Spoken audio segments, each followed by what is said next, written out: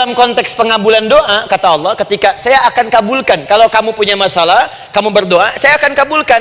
Nah, kalimat Allah saya akan kabulkan ini bentuknya menggunakan mudhari. Ada hamzah di depannya, ujib. Artinya apa? Kalau ibu sekarang berdoa, saya akan kabulkan, kata Allah. Terus kamu berdoa, saya akan jawab. Nanti pun punya masalah di masa depan, kamu berdoa, saya jawab juga.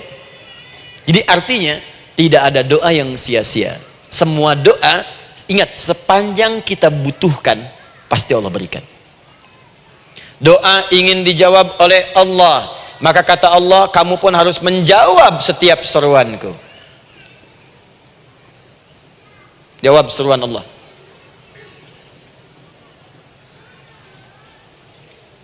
Ayo respon, adil. Maunya dapat gaji aja, kerja nggak mau. Ya? Apa ibu pikir duduk manis, santai di ruangan tengah, tiap bulan suami datang berikan uang belanja? Belum tentu.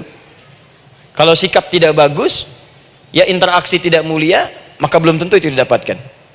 Maka syarat pertama kata Allah, kalau doamu ingin cepat aku jawab, maka setiap aku seru, cepatlah engkau kemudian kerjakan dan jawab itu. Jadi ternyata seruan Allah itu terkait berkelindan dengan pengabulan doa.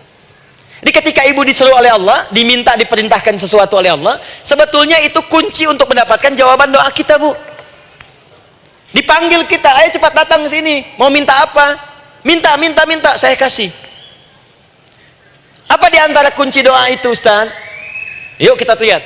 Adalah jawaban dari seruan Allah. Apa di antara seruan Allah itu? Saya beri contoh satu misalnya. Allah perintahkan kita untuk sholat. Bahkan diseru, diingatkan 5 kali dalam sehari. Sholat.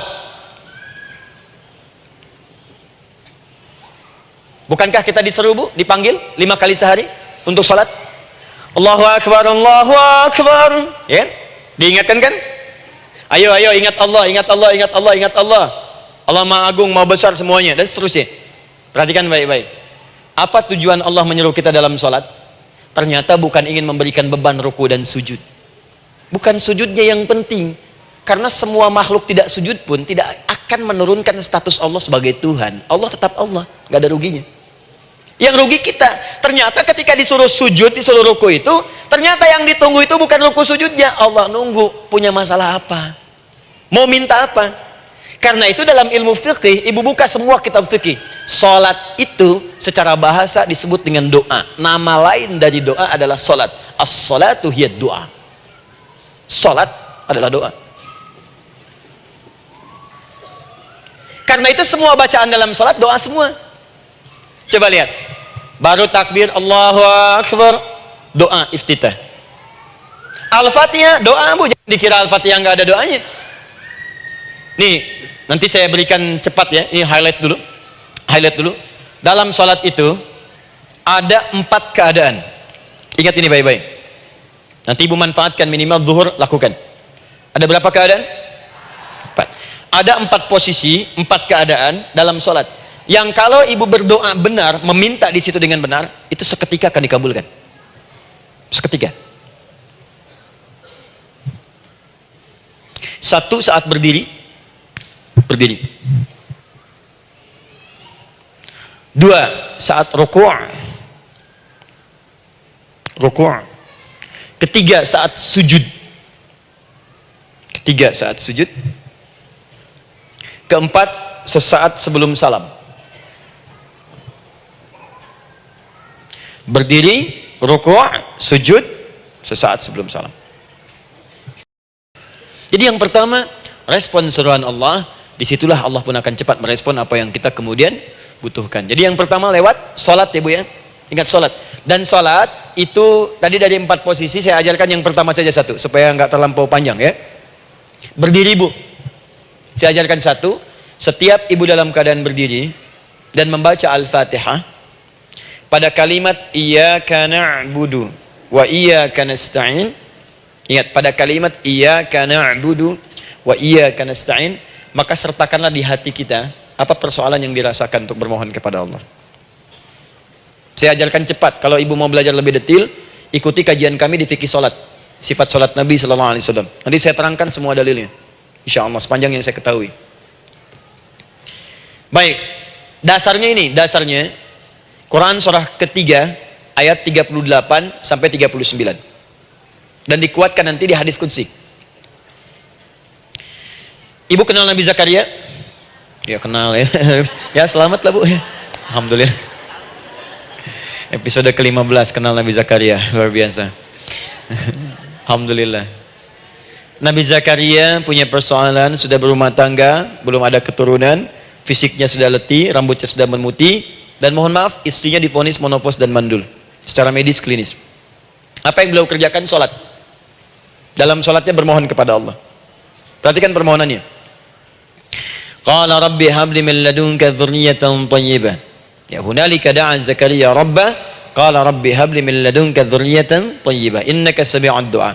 Ya Allah, aku bermohon kepadamu, anugerahkan aku keturunan. Semua mengatakan aku nggak mungkin punya keturunan. Hanya Engkau yang tidak punya batas dalam pemberian. Engkau pasti mendengar doa saya.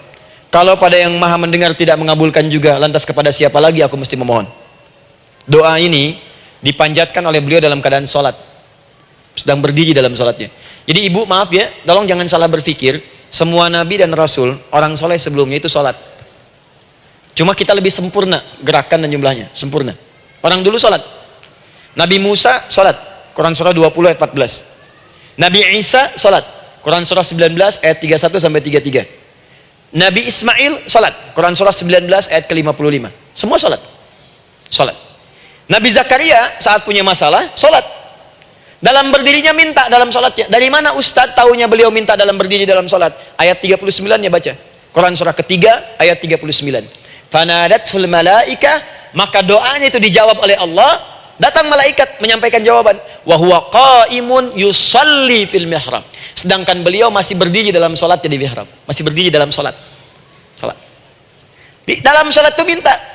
Makanya semua bacaan sholat itu permintaan isinya. Dan dikabulkan oleh Allah. Anallaha yubashshiruka bi Yahya. Allah kasih kabar gembira, engkau akan punya anak, langsung namanya dari Allah Yahya. Artinya hidup yang mustahil menurut manusia. Lahir dari rahim seorang perempuan yang divonis menopause dan mandul menurut medis. Kata Allah tidak ada yang mustahil bagiku. Lahir dan hidup dia, Yahya. Kapan terjadinya? Sedang sholat. Kapan saat sholatnya? Berdiri.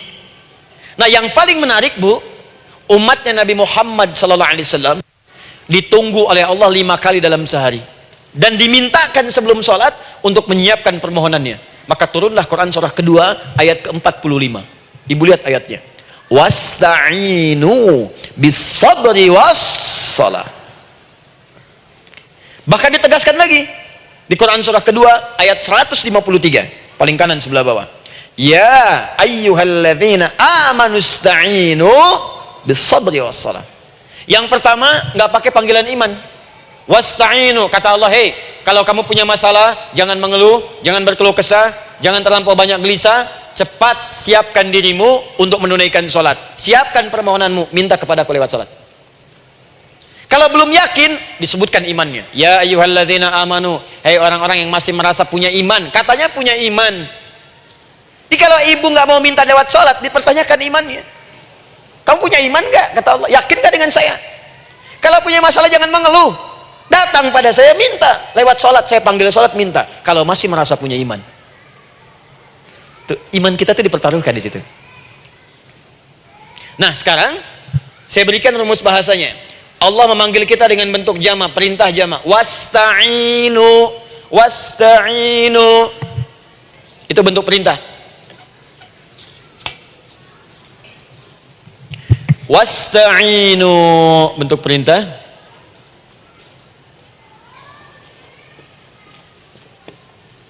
Wasta'inu.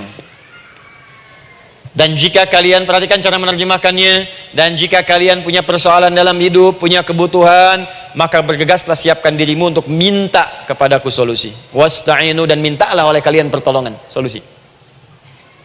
Bisabri wassalah. Pertama sabar dulu. Sebelum sholat, sabar dulu dengan itu. Tahan dulu.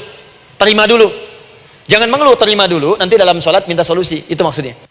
Punya masalah sekarang, jam 9 lewat. Sabar, tahan dulu.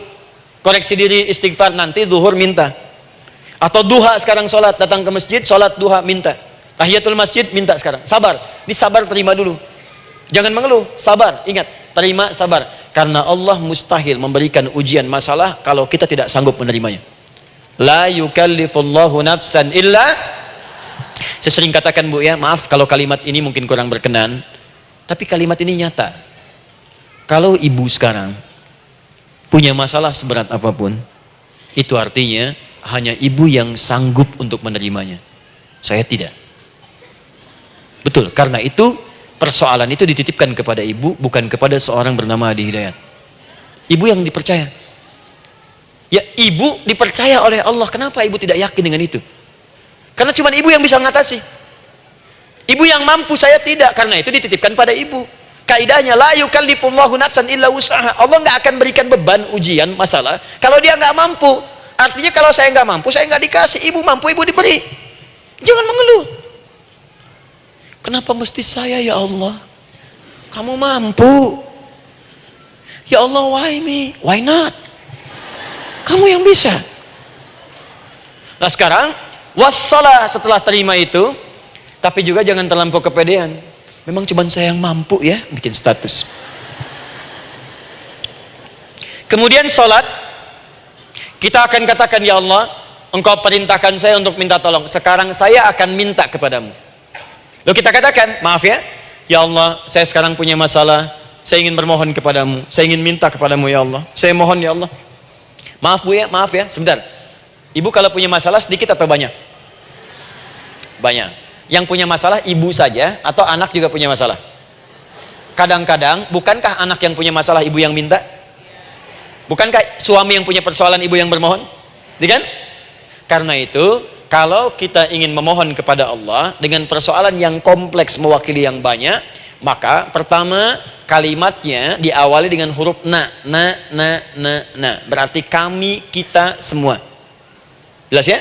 Nah, ibu ingin robah kalimatnya, minta tolong. Kata Allah, minta kepadaku pertolongan. Wasta'inu. Ibu ingin robah menjadi bentuk permintaan. Rubah kalimatnya menjadi nasta'in. Nasta'in. Nasta'in.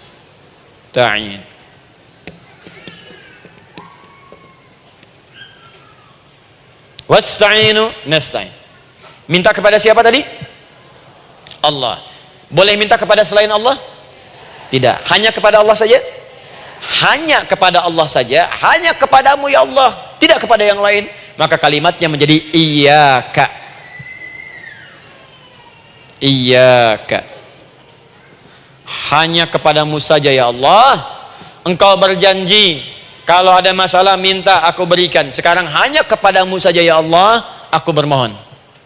Maka kalimatnya namanya iyyaka nasta'in. Sekarang saya tanya kepada ibu, apakah dalam sholat ibu membaca kalimat iyyaka nasta'in? Tuh. Saya mau tanya, ibu bacanya saat ruku atau saat sujud? Berdiri. Gak ada orang ruku baca kalimat ini. Allahu Akbar. Iyyaka na'budu wa iyyaka nasta'in. Berdiri. Iyyaka na'budu wa sekarang saya bacakan hadis qudsinya. Tersambung dari Nabi sallallahu alaihi wasallam. Qala Rasulullah sallallahu alaihi wasallam, qala Allah azza wa jalla. Allah langsung yang berfirman lewat hadis qudsi. Perhatikan bahasanya. Qasamtus shalah baini wa baina 'abdi. Saya bagi dalam salat itu dua bagian, antara hak aku dan hak hambaku. Wa li 'abdi ma sa'ala. Dan jika benar hambaku menunaikan kewajibannya dengan baik, menjaga hak-hak aku, maka pada saat itu apapun yang dia minta dalam salat aku akan berikan. Apapun. Kapan itu terjadi? Perhatikan kalimatnya. Idza qala al-'abdu, kalau hamba mulai membaca dalam salatnya, alhamdulillahi rabbil alamin. Alhamdulillahi rabbil alamin. Qala Allah azza wa jalla, seketika Allah menjawab, hamadani 'abdi, hambaku sedang memujiku. Ibu ingat baik-baik Bu ya. Ingat baik-baik. Setiap ibu baca Al-Fatihah dalam salat itu Allah memperhatikan dan menjawab bacaan ibu. Tadi masih ingat ketika saya katakan wa idza sa'alaka 'ibadi anni fa inni qarib, Allah itu dekat. Ya. Wa idza qala al-'abdu ar-rahmanir rahim, kalau hamba melanjutkan ar-rahmanir rahim, qala Allah azza wa jalla, Allah langsung menjawab athna 'alayya 'abdi, hambaku sedang menyanjungku. Wa idza qala al-'abdu maliki yaumiddin, ketika hamba berkata maliki yaumiddin, qala Allah azza wa jalla, Allah menjawab majjadani 'abdi, hambaku sedang mengagungkanku. Sekarang perhatikan kalimat ini. Wa idza qala al-'abdu, jika seorang hamba berkata, iyyaka na'budu wa iyyaka nasta'in, ya Allah, sekarang hamba salat ibadah atas perintahmu, dan hamba minta, ya Allah, hamba punya masalah, hamba punya persoalan, dan kau janjikan minta dalam salat. Qala Allah azza wa jalla, Allah jawab, hadza baini wa baina abdi, inilah perjanjian aku dengan hambaku. Wali abdi, kalau hambaku benar salatnya sampai bacaan ini, masalah apapun yang dia minta sekarang aku akan kabulkan. Dalam berdiri. Cuman sayang, kadang-kadang dalam keadaan ini banyak yang tidak minta. Maka caranya saya sampaikan yang pertama, kalau ibu sudah sampai ke bacaan ini, iyyaka na'budu wa iyyaka nasta'in, sertakanlah dalam hati ibu. Gak usah dilafadzkan. Sertakan ibu punya masalah apa. Atau secara umum minta solusi. Minta. Nabi itu kalau sholat, Nabi SAW kalau sholat, itu kalau baca ayat-ayat Quran, itu seringkali berhenti, Bu. Sering berhenti. Kalau dalam ayat doa, beliau berhenti, mohonkan dengan baik. Kalau ayat-ayat surga, minta supaya umatnya ke surga. Ayat-ayat neraka, mohon supaya umatnya dibebaskan dari neraka. Minta. Kesaksiannya banyak. Hudzaifah al-Yamani pernah sholat di belakang Nabi, begitu. Abdullah bin Mas'ud radhiyallahu ta'ala anhu sholat di belakang Nabi, begitu. Ubay bin Ka'ab radhiyallahu ta'ala anhu salat di belakang Nabi, begitu. Di kesaksian mereka sama semua. Makanya seringkali itu nggak sadar, enak salat dengan Nabi itu. Nyaman. Kalau baca ayat surga seakan-akan pengen cepat ke surga. Kalau baca ayat doa berdoa, jadi nggak sadar. Rakaat pertama 100 ayat aja Al-Baqarah. Ya, kadang-kadang lewat ke Ali Imran. Pernah rekornya 5 juz 4 halaman, An-Nisa ayat 176 baru berhenti. Ya, walaupun besoknya nggak pada ikutan lagi. Ya. Karena merasa ini kapan rukunya gitu, sekarang atau nanti, sekarang atau nanti. Tapi enak. Nah, saya ajarkan satu hal, kalau kita sampai pada bacaan Al-Fatihah tadi, jeda sejenak, Bu, rasakan itu, minta. Minta. Setelah itu, Allah ajarkan satu lafaz, kalau lafaz ini benar dibacakan oleh ibu, benar dibacakan, maka seketika doa akan dijawab. Langsung dikabulkan. Apa bacaan itu? Nanti dalam pelajaran selanjutnya kita akan bahas ya, insya Allah. Masih ada waktu? Oh ya, kalau masih kita bahas ya. Masih. Ada sesi mau jawab pertanyaan dulu, diskusi dulu, atau saya teruskan sebentar? Teruskan ya. Baik, kalau kita sampai jam 10, saya jeda sampai ke 9.45. Jadi 15 menitnya kita bisa diskusi ya. Baik. Apa lafaz yang kita bisa mohonkan? Teruskan ayatnya. Ihdinas siratal mustaqim. Ihdinas siratal mustaqim. Ihdinas siratal mustaqim. Ini, Bu, nanti Ibu lihat dalam kajian tafsir yang kami sampaikan, juga dalam kajian fikih salat saya bahas dengan detail. Di sini singkat saja, singkat padat. Ihdina itu, ya Allah berikan kami hidayah, berikan kami jalan, berikan kami petunjuk, tunjukkan kami jalan yang lurus. Kalimat ihdina asalnya dari kata hidayah. Hidayah, jamaknya hudan. Ihdina, berikan kami hidayah, berikan kami hudan. Kalau tunjukkan kami jalan yang lurus, itu terjemahan, Bu. Terjemahan. Kalau ibu ingin makna tafsir per huruf, per kalimat, bahkan per harokat, itu semua ada maknanya. Karena semua kalimat Quran itu mukjizat. Ihdina dari kata hidayah, hudan, berikan kami hidayah. Hidayah dalam bahasa Arab itu banyak maknanya. Bisa solusi dari semua persoalan. Bisa jalan menuju kemudahan. Bisa kesuksesan. Bisa petunjuk, banyak. Kalau dikumpulkan namanya hudan. Hudan. Makanya Al-Quran disebut hudan, karena di Quran ada semua. Solusi ada, petunjuk ada, kemudahan ada. Dzalikal kitabu la raiba fih hudal. Al-Quran hudan. Syahrul Ramadan alladzi unzila fihi al-Quran hudan linnas. Isi Quran semua hudan. Di situ ada solusi. Di situ ada petunjuk. Di situ ada kemudahan. Kalau kita ingin minta semua itu, kalimatnya dikatakan fi'il amr lit talab. Permohonan dalam bentuk kalimat permintaan. Ihdina, berikan kepada kami hudan.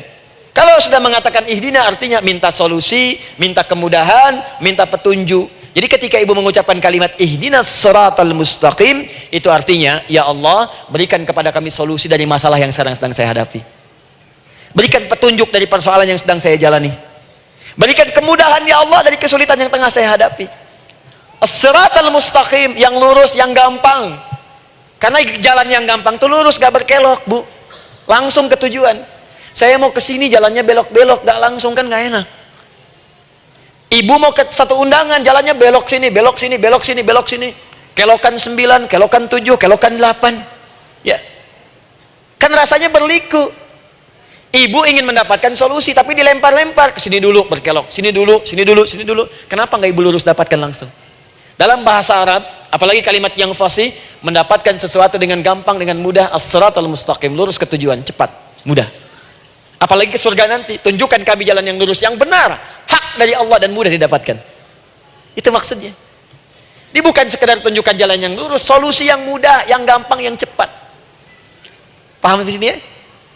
Seperti orang-orang dulu mendapatkannya. Siratal ladzina an'amta 'alaihim. Seperti orang dulu mendapatkan semua kenikmatan ketika mereka bermohon kepadamu ya Allah. Siapa mereka? Ada 4 golongan disebutkan di Quran surah keempat ayat 69. Ada para nabi, orang-orang jujur siddiqin, para syuhada dan orang-orang soleh. Ya, wa may yuti'illaha wa rasul fa ulaika ma'al ladzina an'ama Allahu 'alaihim minan nabiyyina was-siddiqina wasyuhada was-shalihin. Para nabi dulu berdoa, ya Allah, saya ada masalah, dikabulkan. Kita minta, ya Allah, sekarang saya berdoa, tolong kabulkan seperti nabi-nabi dulu dikabulkan. Nabi Ayub sakit, berdoa, dikabulkan. Kita sakit, dikabulkan. Nabi Ibrahim ada ujian, dikabulkan. Nabi Ibrahim punya ujian dengan anak, kita ada ujian dengan anak, minta, dikabulkan. Anak-anak berselisih, ada yang dendam, yang iri, seperti anaknya Nabi Yakub. Nabi Yakub berdoa, dikabulkan. Kita minta, dikabulkan. Ada syuhada, berdoa, dikabulkan. Kita minta, dikabulkan. Orang saleh berdoa, minta, dikabulkan. Kita minta, dikabulkan. Ya Allah, seperti engkau kabulkan doa orang-orang dulu yang melahirkan nikmat, mohon kabulkan kami yang minta sekarang dan mendapatkan kenikmatan itu. Itu maksudnya. Ya, siratal ladzina an'amta 'alaihim. Siapa an'amta 'alaihim di sini? Ulaikal ladzina an'amallahu 'alaihim. Sama persis kalimatnya. Minan nabiyyina was-siddiqina wasyuhada'i was-shalihin.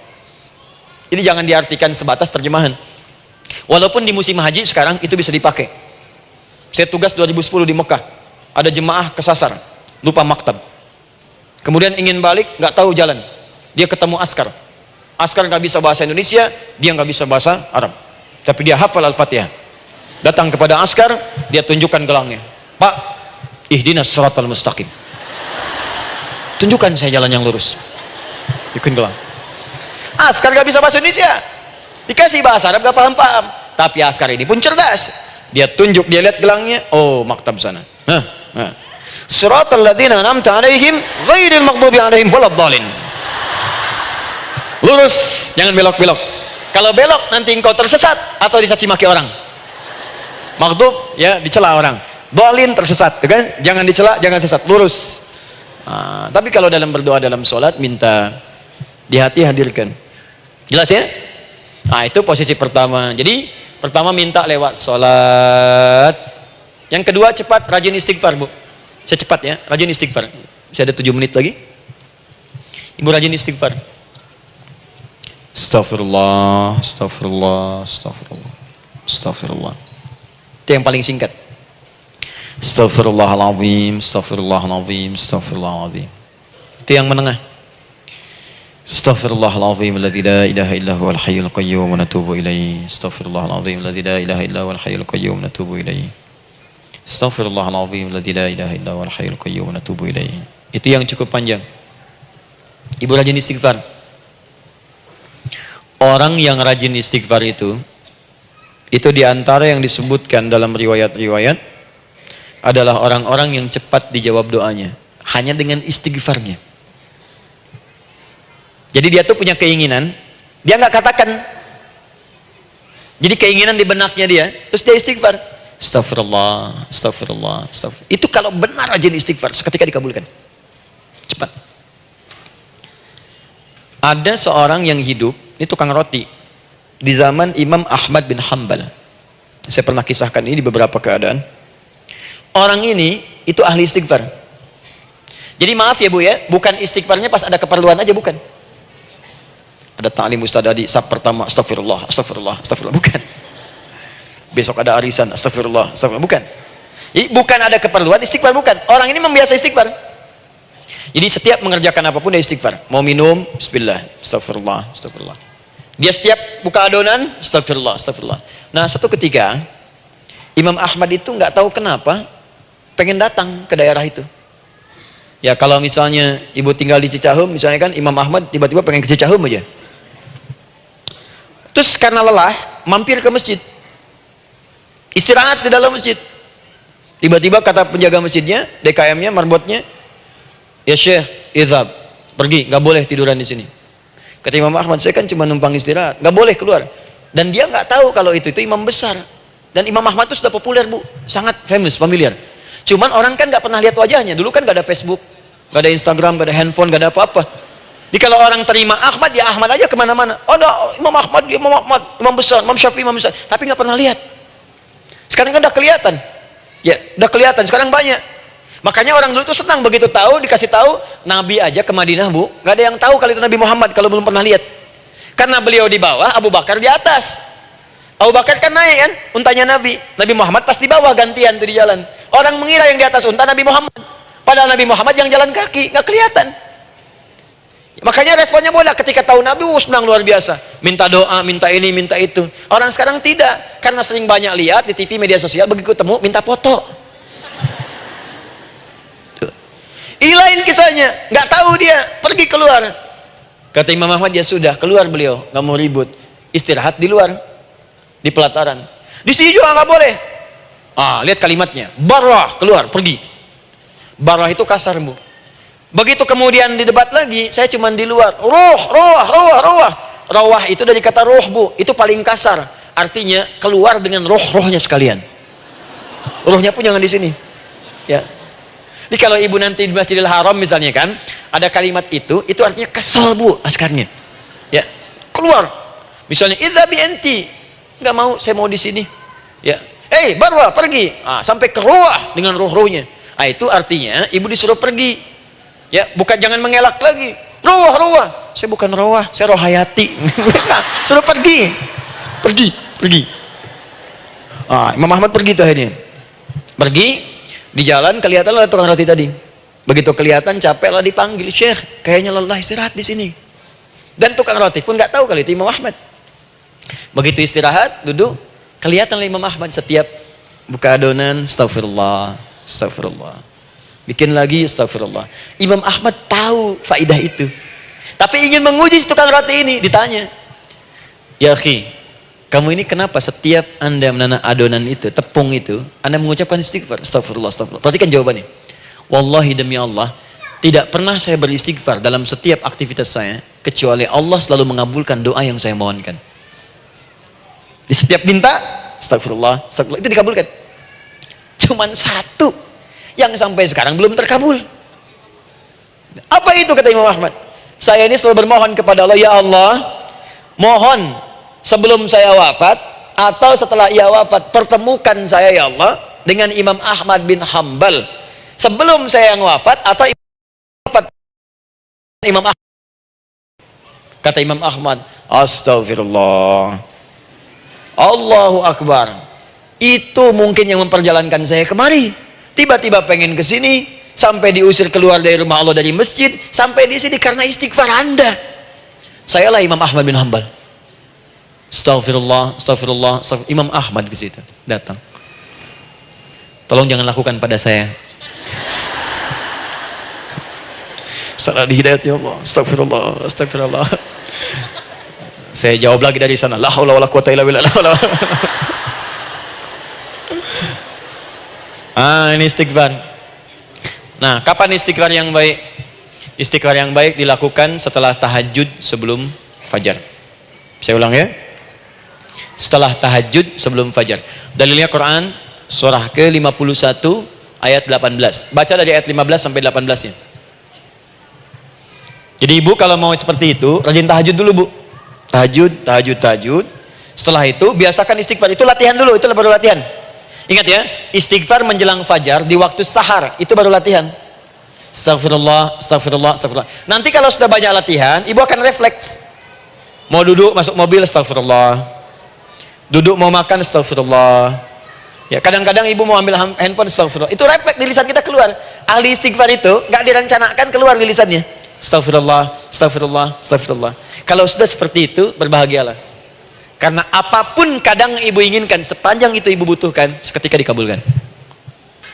Yang ketiga, Ini amalan yang paling dahsyat. Amalan yang ketiga ini adalah amalan yang dikerjakan karena cinta kepada Allah Subhanahu wa taala. Mahabbatillah, kecintaan kepada Allah. Amalan yang dikerjakan karena cinta kepada Allah Subhanahu wa taala. Amalannya mencintai Allah. Beda, Bu. Salat dengan cinta dibandingkan dengan salat karena memenuhi kebutuhan atau kewajiban saja, itu akan lain. Ibu kalau benar-benar mencintai Allah, maka dalam salat pun persiapannya akan beda. Saya beri contoh gini ya.